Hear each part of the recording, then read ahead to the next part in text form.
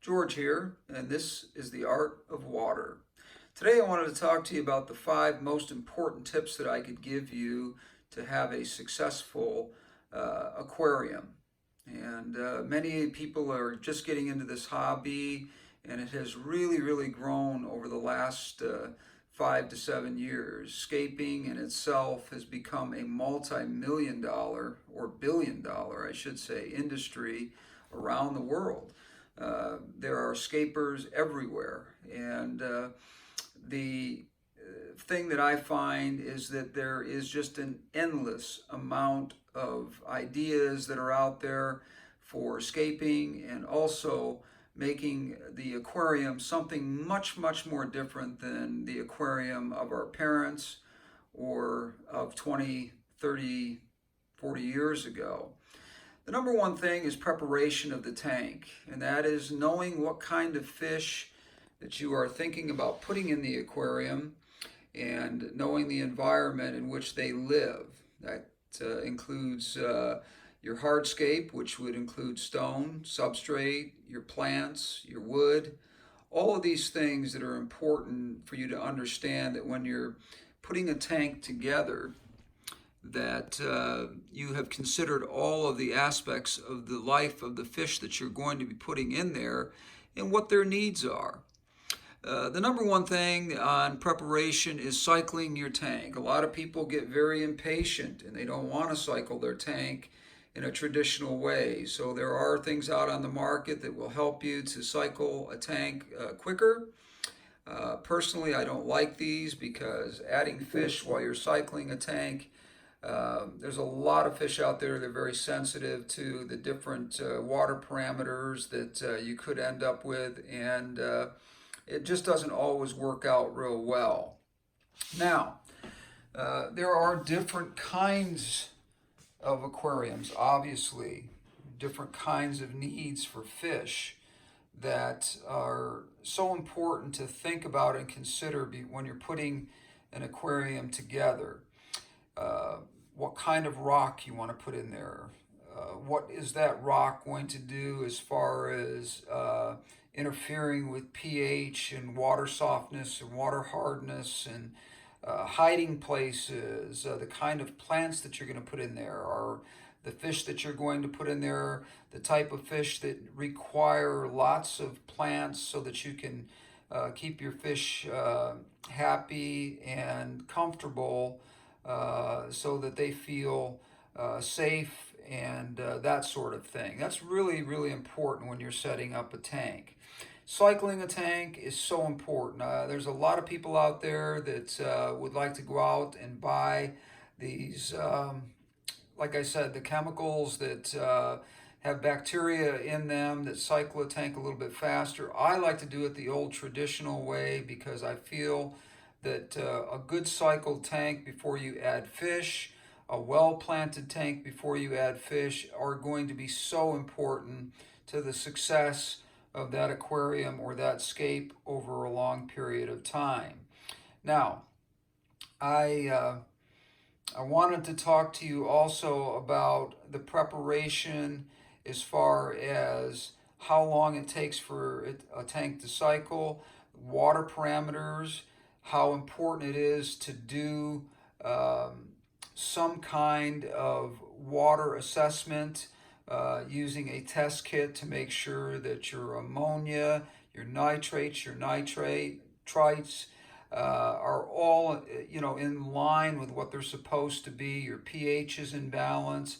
All of these things are very important to the success of any aquarium, whether it be a small nano aquarium or a very large aquarium.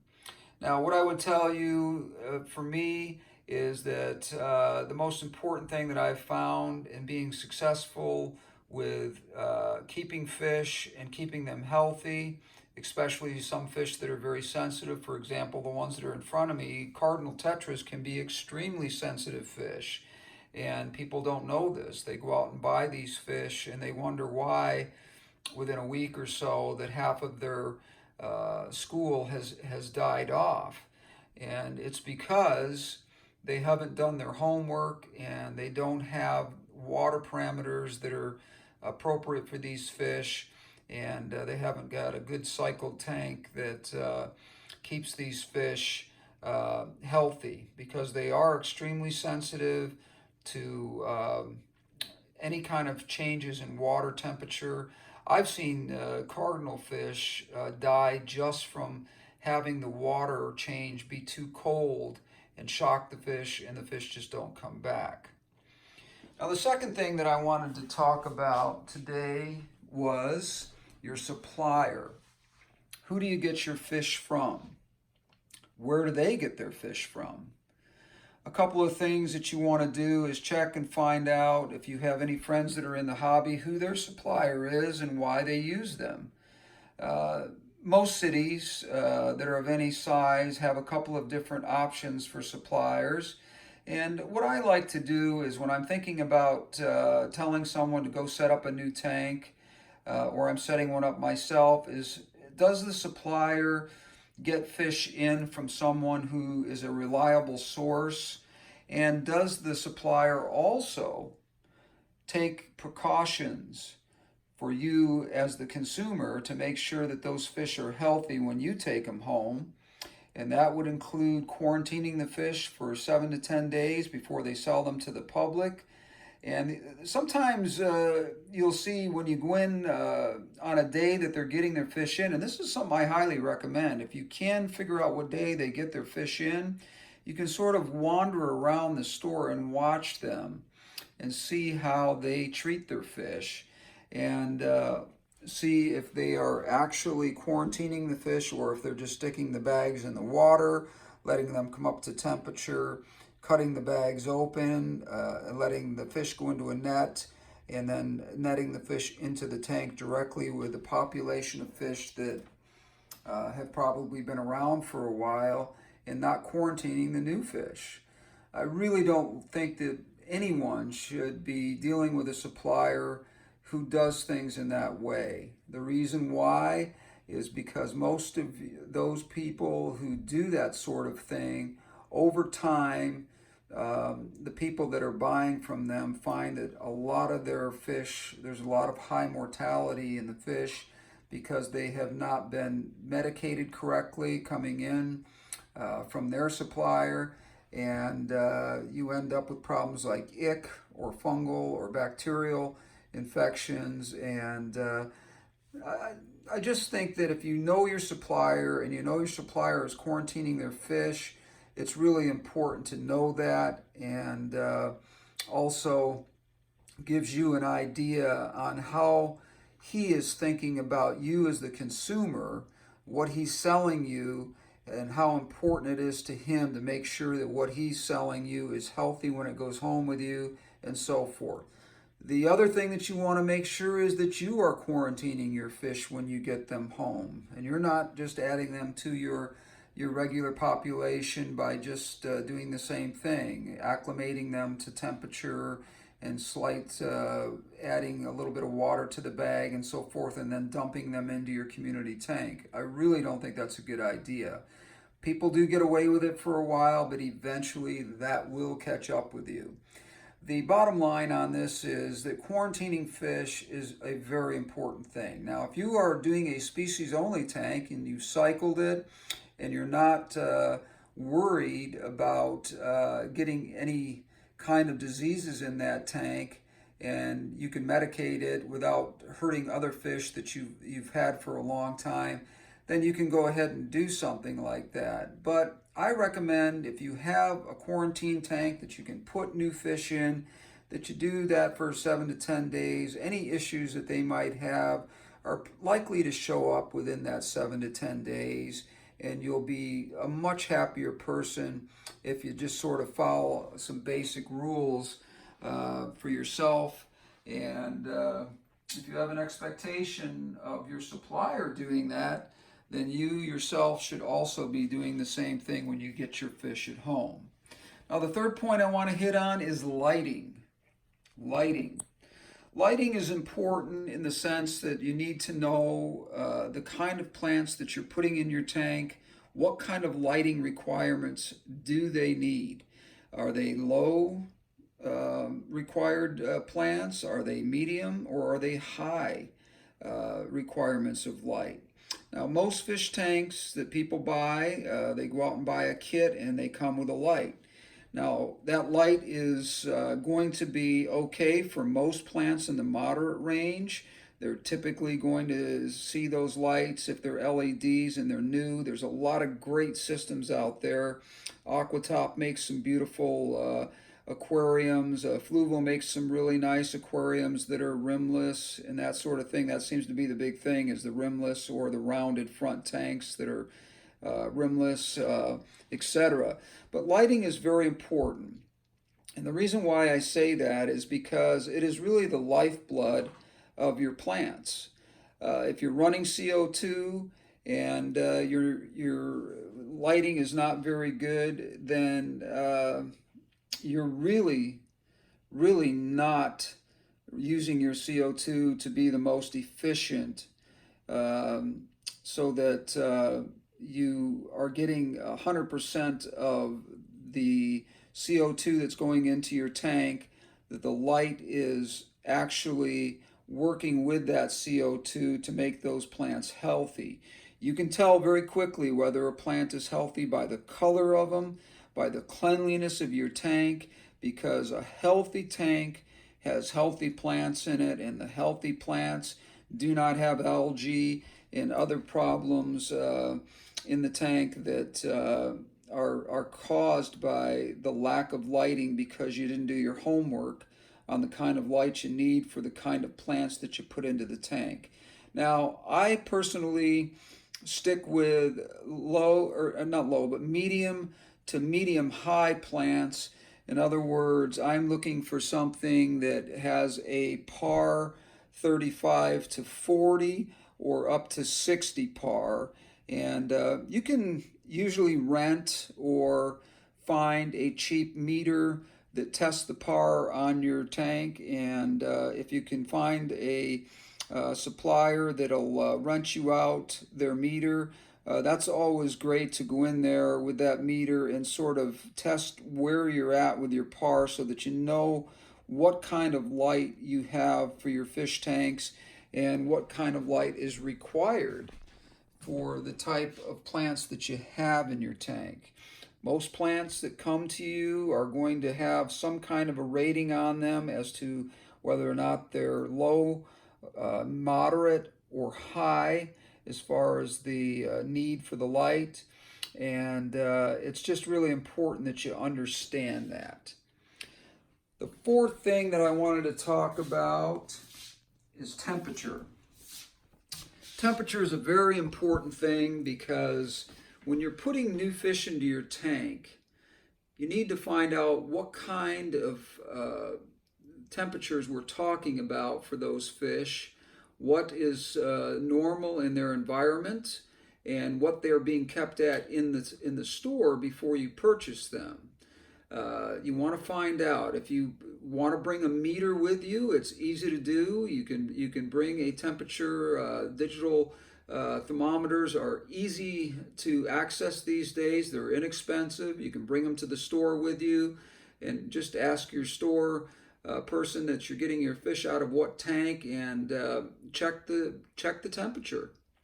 When you get them home, my recommendation is when you get your fish home, the first thing that you do is when you're floating the bag and you're acclimating your fish to you want to make sure that you're adding the fish slowly into the tank, not just throwing them in after 20 minutes. I recommend a half hour to 45 minutes, adding a little bit of water to the bag so that they have a little bit of the water that's coming in from your tank. If you add it slowly, the process should be like an hour or something close to an hour, not 20 minutes of just floating the bag and dumping your fish in there. Now, when I get new fish, one of the first things I am always concerned about is ick or other kind of fungal or bacterial issues that may affect the fish or come along with the fish unintentionally. And one of the first things that I do is I raise the temperature in my tank just slightly by a few degrees. So if you're running your tank, say at 78 to 80 degrees normally, then the next thing you want to do is when you're putting new fish into the tank is bump that up just a few degrees, because what that's going to do is if there's any possibility of ick coming into your tank, ick does not like warm water. So for example, if you're running it at 80 degrees, bumping it up to 82 to even 83 degrees temporarily, if you want to knock it down, you can within a few days, but that is typically going to take care of any ick problems that might get carried into your tank. Now, don't be fooled by the idea that ick doesn't exist in every single tank, because it does. Over time, ick lives in your tank. The only reason your fish get sick is if for some reason their immune system has been compromised, and that typically is from bad water, not doing enough water changes, or fish has died in the water and you haven't been paying attention, or you have an algae bloom in there of some kind because you haven't been doing proper maintenance. And these are the things that are going to make ick come to life. If you're going to have problems with ick, that's typically why. Now, if you bump the temperature up and you're doing all of the things that you're supposed to do to get your tank prepared temperature-wise for the new fish coming in, you really shouldn't have any problems with healthy fish. Again, this goes back to how good your supplier is. Does your supplier medicate his tanks? Does your supplier quarantine his tanks, etc.? The last thing I want to cover with you before we end this video is feeding. Feeding is very important because there's a lot of different types of fish out there in the nano tanks or in larger community tanks and so forth that require lots of different kinds of food. And some fish that are more exotic than others, such as the scarlet batis, for example. I'm just going to use that as an example. People go out and buy scarlet batis because they're cute little fish. They're good for nano tanks. And they just don't have any idea that sometimes, or most of the time, when you're dealing with scarlet batis, those are fish that are primarily carnivorous and are looking for live food, such as brine shrimp and worms, bloodworms, black or red bloodworms, and lots of different things like that. If your supplier is telling you that the scarlet batis that you're buying from them is weaned off live food and will accept flake, make sure before you leave the store that you are for sure watching those fish actually eating the foods that you're going to be feeding them at home. You may get a fish home and find out that the supplier told you that they would take flake readily and take some frozen foods readily, and find out that they don't at all. And then you've got a problem on your hands, because you now have to decide how you're going to get these fish off from live foods and onto something that is easier to feed. Unless you're okay with feeding live foods, which I find very difficult.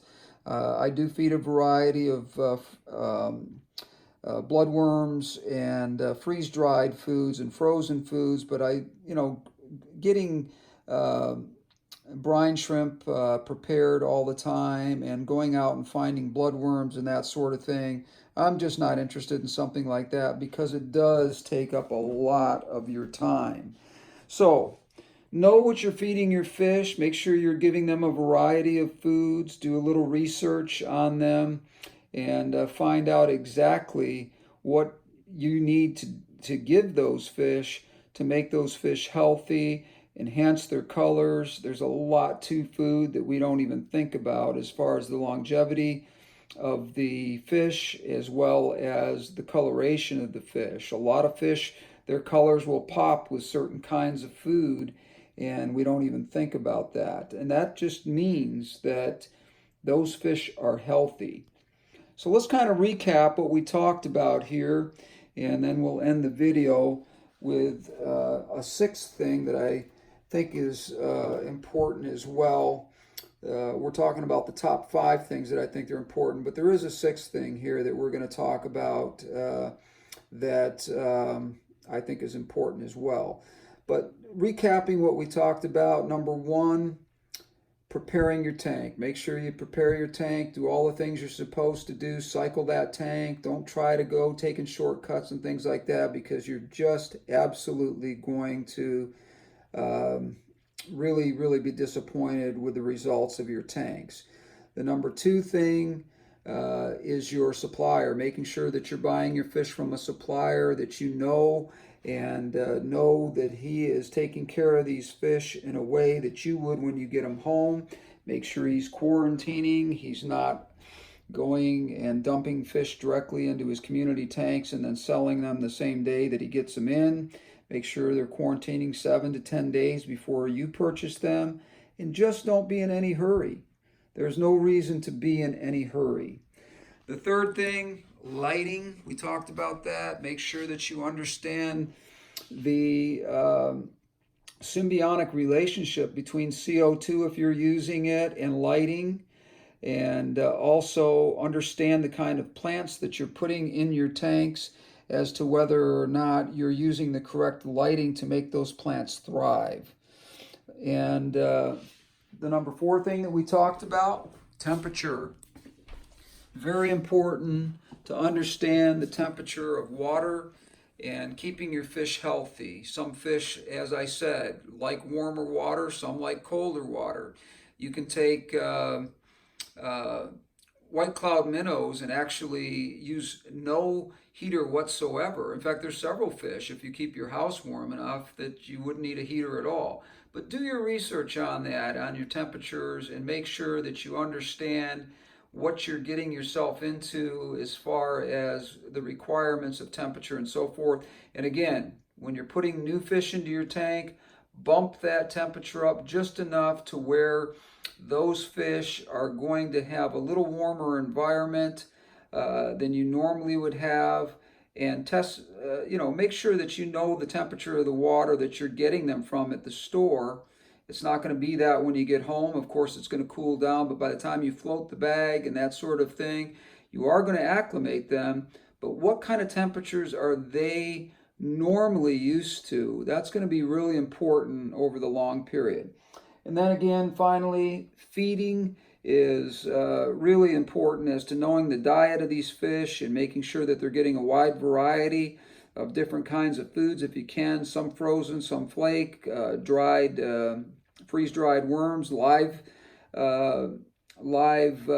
food if you can get it, if it's readily available to you and isn't a real problem for you.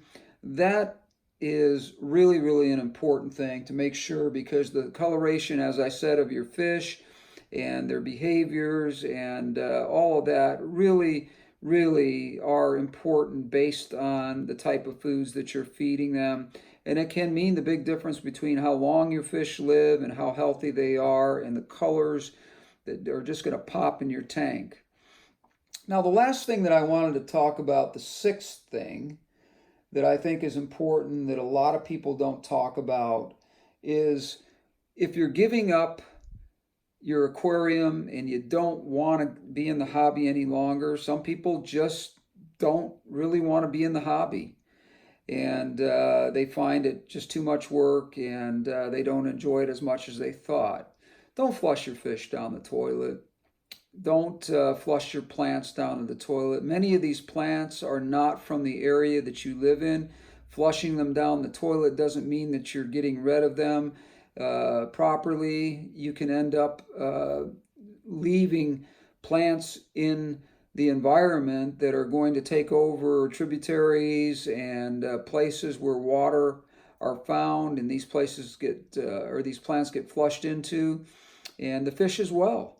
Don't kill the fish. Bring them back to the store and let the store take them back. Most stores will, if you've got a good supplier, will take the fish back, find a good home for them, and you can move on, and somebody else can enjoy these beautiful fish. Some of these fish, if you take care of them, can live between 3 to 5 to even 7 years, depending on the species.